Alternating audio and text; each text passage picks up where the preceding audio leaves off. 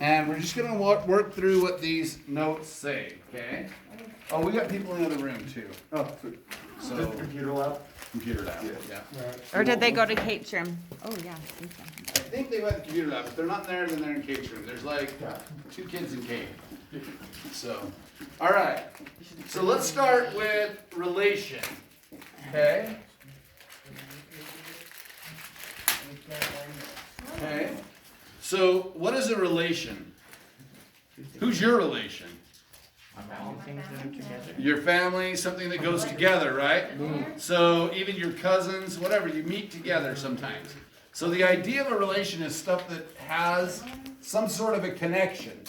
Okay? So the connection we're talking about in math, when we're talking about a relation, is anything that can be written as a set of ordered pairs.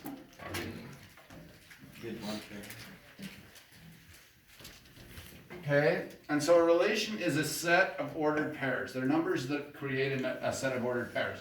What do ordered pairs allow us to do, for example, on a graph? What does ordered pairs allow us to do on a graph? So let's say I had the point 5, -7. Where would that be? 5, -7. The 5 is on the what axis? X. X. And the -7 is on the Y. So relations typically are in the form, when we put them as a set of ordered pairs, of X, comma, Y. Did you know the phone was ringing? I don't care. All right, now, when we start graphing ordered pairs then, and sets of ordered pairs, this can be given in a lot of different ways, relations can, and we'll get to that in a second. What's the next type that it has on there? Function. A function.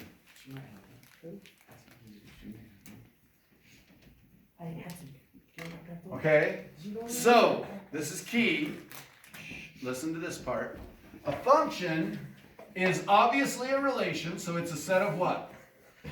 Ordered pairs. So it's a set of ordered pairs by which each x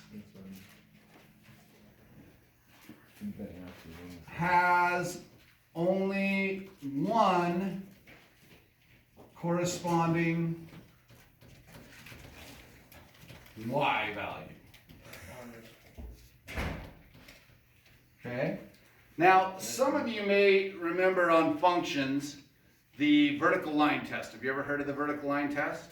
Straighter than a pencil. No? Has anybody ever heard of the vertical line test on functions? Nope. Really? Oh, I thought you would have. But that's okay, we'll do it. No. Okay? Let me show you what I mean by that. Okay? Let's say I had the following. We'll just do the real easy one here to start with.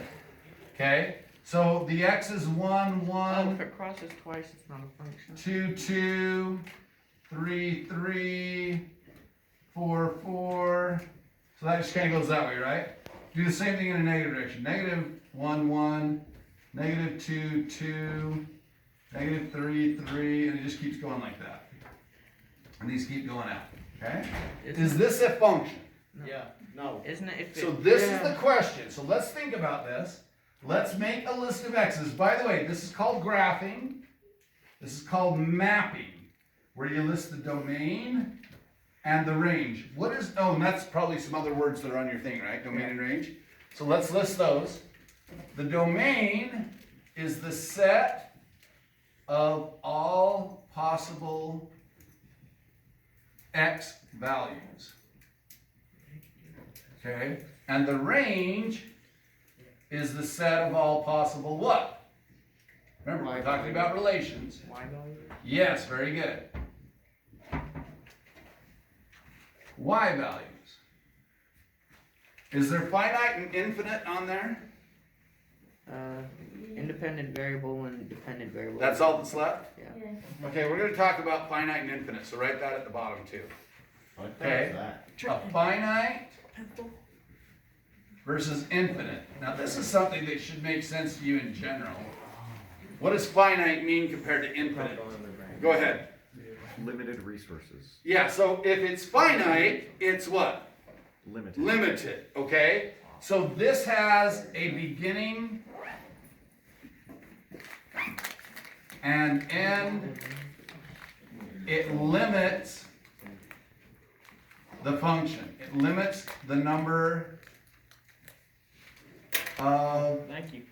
coordinates. Thank you. You might have a pencil.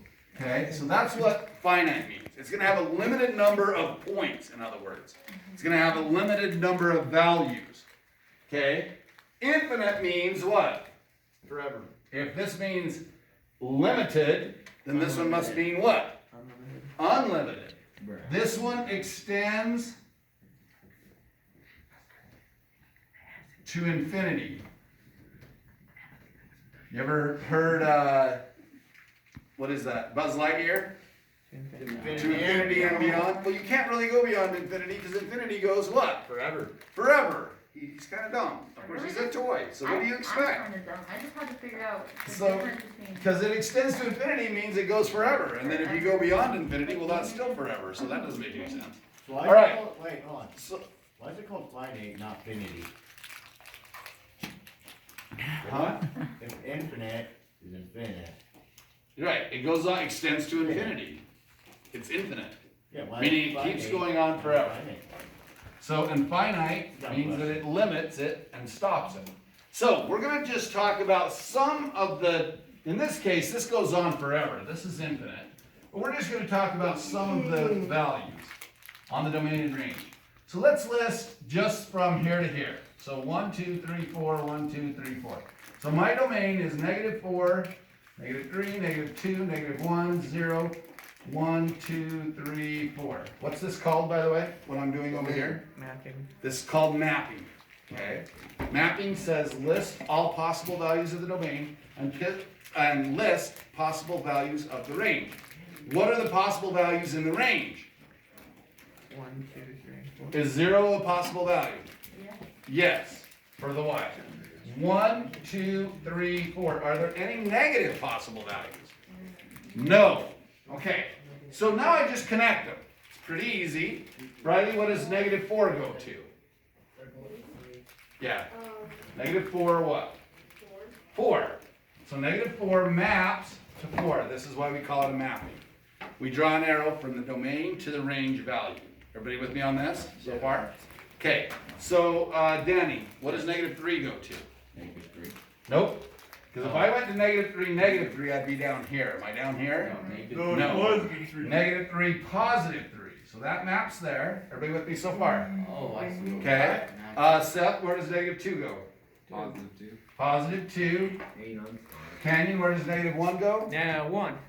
And Nick, where does 0 go? -0. 0.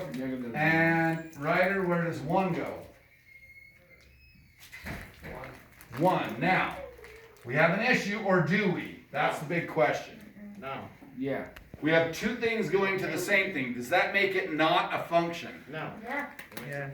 It's still a function. And it's because each x only has one arrow going out of it. Does it matter if the y has 2 arrows going to it? No.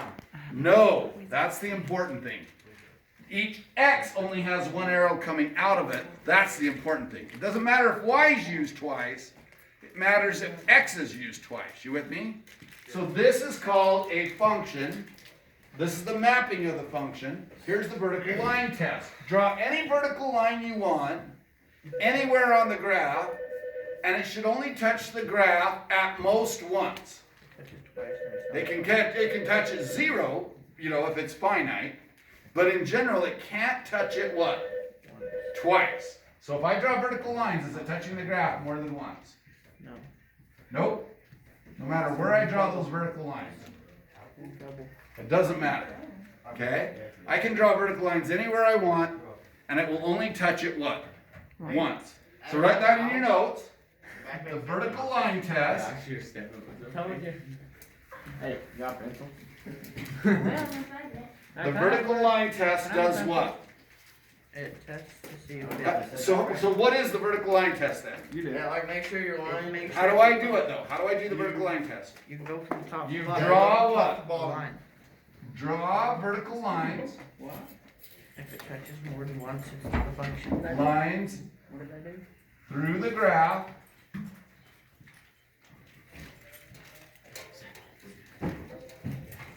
If they cross the graph.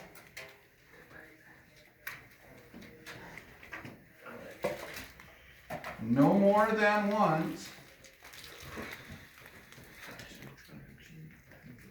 I would underline once. We have a what?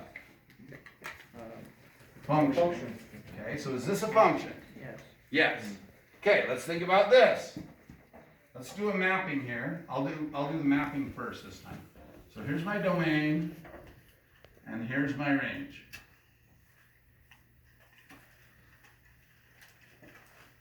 Okay, let's say I had 1, and I'm gonna go to 1, 2, or 1, -1, let's do that. And then 2, 4, -4, and 3, 9, -9. Boom, boom, boom, boom, boom, boom. Is this a function? No. This is not a function. For each x, There's 2. there's 2 arrows leaving it. Can you see that? How would it look on a graph then? Oh, let's do 0, 0, 0. All sorts of wacky. Now, how about that 0, 0? That part's kind of a function, huh? Because it only has 1 coming out of it. But the whole thing, if there's even one value that has 2 y values, it creates a non-function. Okay? So this is not a function. Now, all that really means is, think about this. I'm going to go to 1, and I'm going to go to what? -1. Positive 1 and what? -1. Negative 1. I'm going to go to 2, and I'm going to go to what? 4, Negative. 4 and -4. So I'm going to go up 4, 1, 2, 3, 4, and down to -4. So 1, 2, and then down to -4. Oh wait, sorry. 1, 2, and down to -4. So there's my values. This one's kind of going like this, and this one's kind of going like this. Okay, but that is not a what? Function. Function. Because if I drew vertical lines through here, how many times would it hit it? Twice. Twice. If I drew vertical lines through here, how many times would it hit it? Twice. And even if I go clear out here, it's still going to be higher, but it's still going to mean it was twice. So if it ends up with 2 times that it hits it, or if you want to think of the mapping, if 1x is used more than once, then we have that. How else can I write this? Besides a mapping, how else can I write these values? Can't you do it on that T line thing? Yeah, the X, X, Y. Y. I can just put them as xy's. What are my xy points then? 1, 1, 2, 1, -2. 1, -1. That's important because what does that tell you when the x is used twice? It's not a function. It's not a function. Okay, what's the next one? 2, 4, and what? 2, -4. 2, -4. Again, that tells you this is not a what? Function. Function. Is it a relation? No. Yes. Yes, a relation is just sets of ordered pairs. So this is a relation, but not a function. Okay, and then 3, 9, -3, 9, right? Or 3, -9. Okay? And that is a relation, but not a what? Function. How come it's not a function? Because that has more than There's an x that is used more than once. And that's the same idea here. If everything was only used once, see if I wrote this one as a set of ordered pairs, I'd have -4, 4. I'd have 4, 4. Now are those 2 different ones? Yeah. And 4, 4. Yeah, I don't care if the y's are used twice. I only care if the what? or the X's are used twice. If the x is used twice, it's not a function. So like If the y's are used twice, nobody cares. Okay? That actually doesn't matter. If your range is used more than once, you're fine. But your domain can only be used what? Once. That's key. You might want to put that in your notes. If the domain values are used more than once, it's not a function. If the domain values are only used once, it is a function. Okay? That's the important part. What are the other 2 things in your notes? Independent variable. and- Independent variable and dependent variable. The independent variable is your range. Or sorry, domain, my bad. I said that wrong.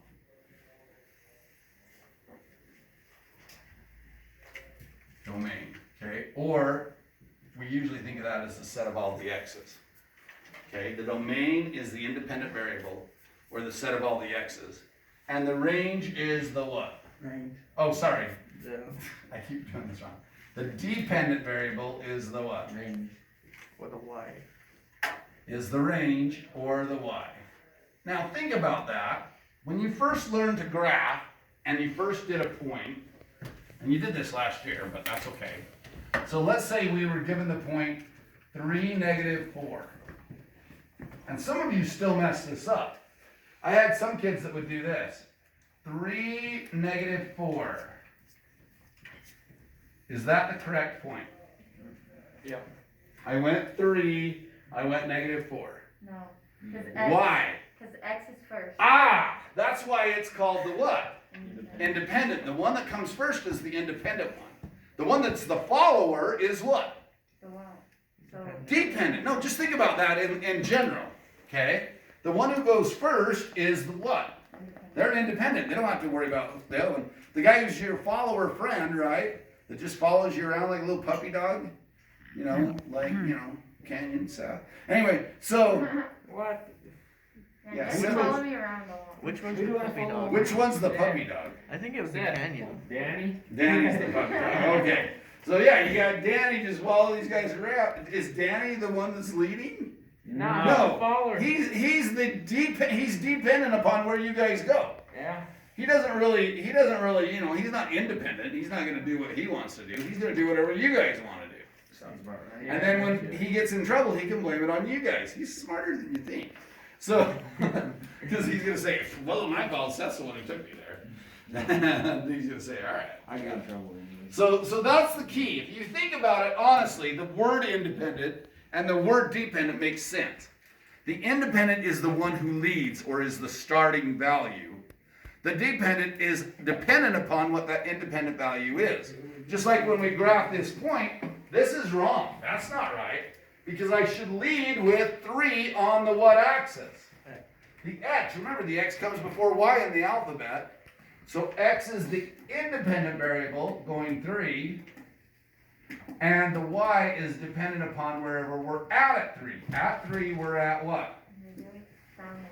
-4. So this is 3, -4.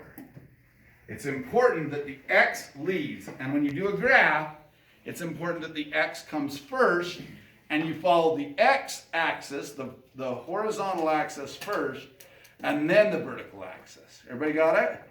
Super important. That's key for what independent and dependent means. The independent is the x. It's graphed on that. And the dependent is the y. Now, let me give you an example of something else. Okay? Let's do an earnings report. This is real life type stuff, okay? If they do an earnings report, what is it dependent upon? So let's say you're selling pizza and you want to tell me, so you own a pizza joint or something, right? And you want to tell me what I'm doing at the pizza joint. You want to tell me how much money I'm making. How much money I make depends on what? Well, you do. How many pizzas you sell. How many pizzas you sell.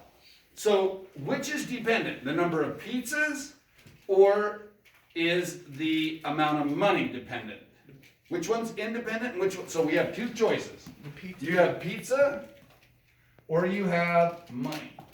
Pizza's Which is dependent upon which? Pizza's independent. The money is dependent upon what? The number of pizzas sold. Everybody with me on that? Which one is the independent variable then? The pizza is independent. People can either come in and buy it or they can stay home, right? But that's going to depend on how many pizzas sold. The number of pizzas is the independent variable. And the money made is the dependent variable. So if we were to do a graph, how come we only did the first quadrant of the graph, by the way? You can't put negative.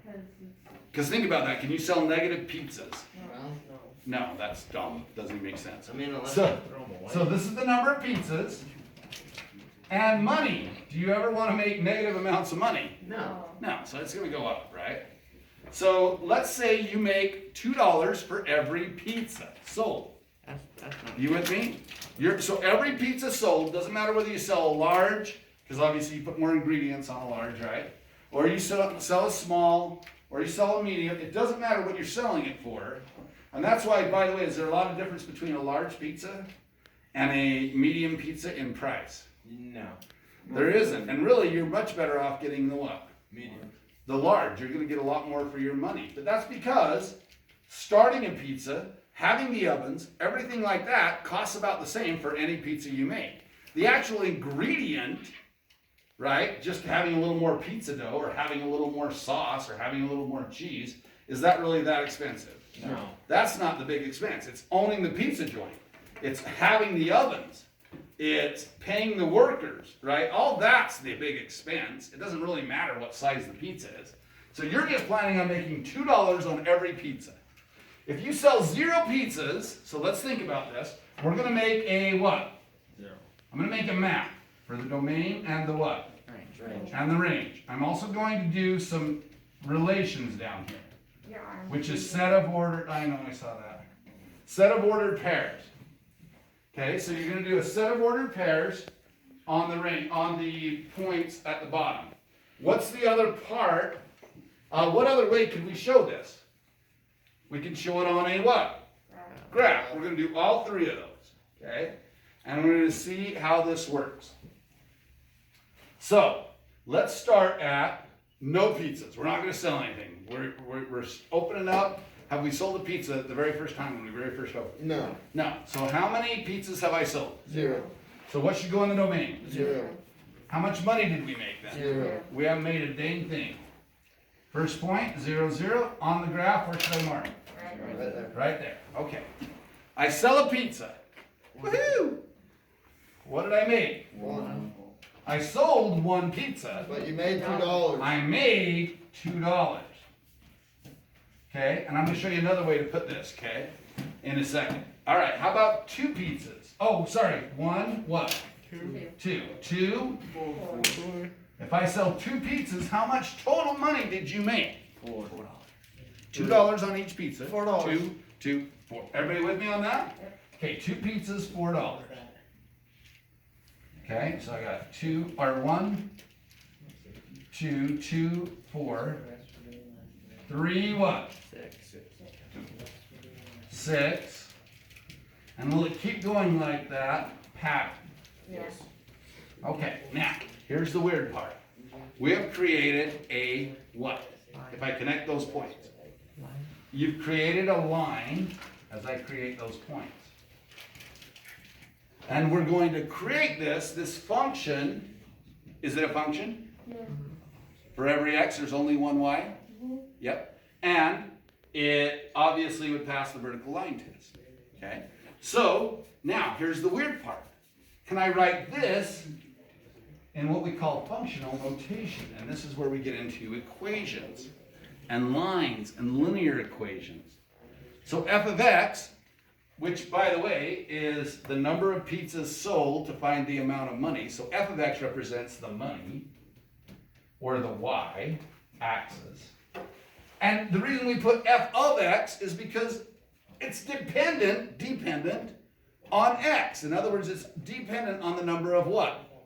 Pizzas. So x is the number of pizzas. Okay, so f of x equals 2x. How come it's 2x? How come it's 2x? How much are you making per pizza? $2 per pizza. So that is my function. What's the dependent variable? Dependent. The money. The money, the y, the f of x. This is the dependent. Okay? What is the independent variable? How many you The x, the number of pizzas sold. Yeah, exactly. So that's going to be multiplied by 2 because I'm going to make $2 for every pizza sold. You with me on that? That's the way we're going to be writing it later on as a function. We can represent that function either as a set of ordered pairs, a relation. This is called the relation. This is called the what? Map. The map. And this is called the Graph. graph. They all represent the same thing. They're not different, right? They're different ways of representing the same thing. You can stop that now.